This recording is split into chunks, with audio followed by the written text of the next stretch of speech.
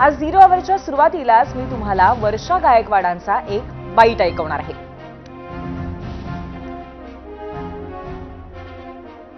मागील काळामध्ये 2 महिन्यापूर्वी संजय राऊत साहेबांनी सांगितलं होतं की बाबा आम्ही महाविकास आघाडी नाही झालं तरी आम्ही जे आहे ते एकटे इलेक्शनमध्ये जाऊ, आम्ही स्वतःच्या जे आहे त्या याच्यामध्ये जाऊ, कारण स्थानिक स्वराज्य पातळीचं इलेक्शन आहे आणि याच्यामध्ये आम्ही एकटे जाऊ शकतो ही भूमिका त्यांनी मांडली होती। आणि सातत्याने 2 महिन्यापासून मी जसं काल पण सांगितलं की दोन्ही भावांनी एकत्र आले, त्यामुळे त्याची त्यांना आम्हाला शुभेच्छा देतो। पण या माध्यमातून जे आहे आमच्याशी चर्चा व्हायला पाहिजे होती। काँग्रेस पक्ष आपल्या सगळ्यांना माहिती आहे की सातत्याने ज्या वेळेला आम्ही अलायन्स केली त्या वेळेला आमचं कॉमन मिनिमम प्रोग्राम राहिलेला आहे। इंडिया अलायन्सची असेल किंवा महाविकास आघाडी असेल, आमचं संविधान भागातून आम्ही कॉमन मिनिमम प्रोग्राम सरकारी करण्याचं काम केलेलं आहे।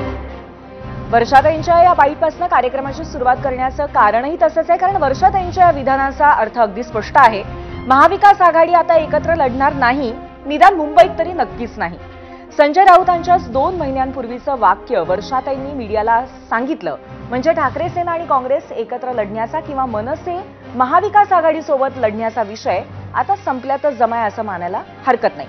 म्हणजेच आता मुंबईमध्ये तिरंगी लढत होण्याची दाट शक्यता आहे। पण तुमच्या मनात मात्र पुढचा प्रश्न अर्थातच तयार असेल की मग काँग्रेस स्वबळावरती लढणार आहे की शरद पवारांसोबत? त्यावरही वर्षा गायकवाडांनी स्पष्ट उत्तर दिलंय, पाहूयात। येणाऱ्या मुंबई महानगरपालिकेचं जे इलेक्शन असणार याच्यामध्ये मागील खूप वर्षापासून जे आहे ते आमची शरद पवारजींच्या एनसीपी बरोबर हमेशाच जे आहे ती त्या ठिकाणी नेहमी अलायन्स राहिलेली आणि येणाऱ्या काळामध्ये पण ती अलायन्स व्हावी अशी आमची मनापासूनची इच्छा आहे। त्यांनी आम्हाला सांगितलं की पुढच्या हप्त्यामध्ये तुमच्या काही नेत्यांबरोबर आणि त्यांच्या पक्षाच्या काही नेत्यांबरोबर आपण या ठिकाणी बैठक आयोजित करू आणि पुढच्या हप्त्यामध्ये या संदर्भामधला जोही काय निर्णय असेल तो आपण एकत्रपणे घेऊ। म्हणजेच काँग्रेसनं शरद पवारांसाठी आघाडीचा दरवाजा किलकिला ठेवलाय, किंबहुना खुलाच ठेवलाय असं म्हणलं तरी वावगं ठरणार नाही। पण आपल्या या सर्वात जुन्या मित्रपक्षासाठी काँग्रेस किती जागा सोडणार यावरच महापालिकेमध्ये आघाडीचं गणित ठरले। यावर तुमचा अंदाज काय आहे ऐकायला आम्हाला आवडणार होता आणि म्हणूनच आज झिरो अवरमध्ये तुम्ही याच संदर्भातला प्रश्न आम्ही तुम्हाला विचारलेला आहे तो आपण पाहूयात। पोल सेंटरला जाऊ। आजचा आमचा प्रश्न आहे, शरद पवारांच्या राष्ट्रवादीला कुणाबरोबर आघाडी करून सर्वाधिक फायदा आहे असं तुम्हाला वाटतं? आणि त्यासाठी पर्याय आहेत काँग्रेस, ठाकरे बंधू, अजित पवार आणि स्वबळावर। आमचा प्रश्न लाईव्ह आहे, तुम्ही अजूनही व्होट करू शकता।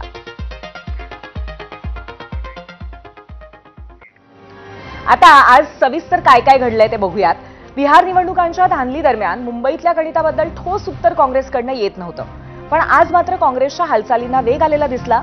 मुंबई काँग्रेसच्या अध्यक्ष वर्षा गायकवाड आपलं शिष्टमंडळ घेऊन सकाळी शरद पवारांना भेटल्या। ठाकरे बंधूंसोबत आघाडी करायची नाही हाच काँग्रेसचा निर्णय आहे हे त्यांनी पवारांच्या कानावर घातलं। काँग्रेसचे अमित पटेल, असलम शेख, पवारांच्या कन्या सुप्रिया सुळे या सुद्धा बैठकीला हजर होत्या। महापालिका एकत्रच लढावी अशी आपली इच्छा होती, मात्र कॉमन मिनिमम प्रोग्राम ठरत नव्हता, त्यामुळे स्वबळावरती लढणार असं काँग्रेसने आज स्पष्ट केलंय आणि एक विषय मार्गी लावून टाकला। पण त्याचबरोबर शरद पवारांकडे मुंबईसाठी प्रस्ताव दिल्याचंही सांगितलं, त्यामुळे पवार काय करणार हा पुढचा प्रश्न आहे। आठवडाभरामध्ये शरद पवार पुन्हा बैठक घेतील आणि त्यावेळी वाटाघाटी कशा होतील यावर काँग्रेस स्वबळावर लढणार की पवारांसोबत हे ठरेल।